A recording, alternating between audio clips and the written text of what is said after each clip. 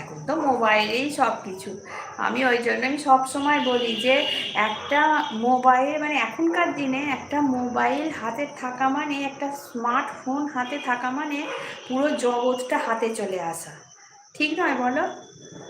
হ্যাঁ, বলো রে ভাই, ঠিক ঠিক বলিনি? একটা মোবাইল এখন হাতে থাকা মানে পুরো জগৎটা হাতে চলে আসা।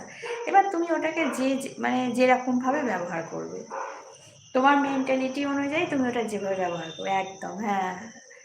আমি সব সময় তো বলি যে আগেকার দিনে মানুষ কত রকে বসে আড্ডা মারতো, এইসব মানে ইয়ং বয়সী ছেলেরা রকে বসে আড্ডা মারতো, মাঠে খেলতো। হ্যাঁ, এখন ওসব কিচ্ছু নেই, সব হাতে একটা করে ফোন নিয়ে। দরকার কি আছে? পুরো মানে দুনিয়াটাই তো সে দেখতে পাচ্ছে ফোনের মধ্যে, তাদের ওই রকে মাঠে যাবার দরকার কি আছে? একটা ফোন হাতে থাকা মানে পুরো জগৎ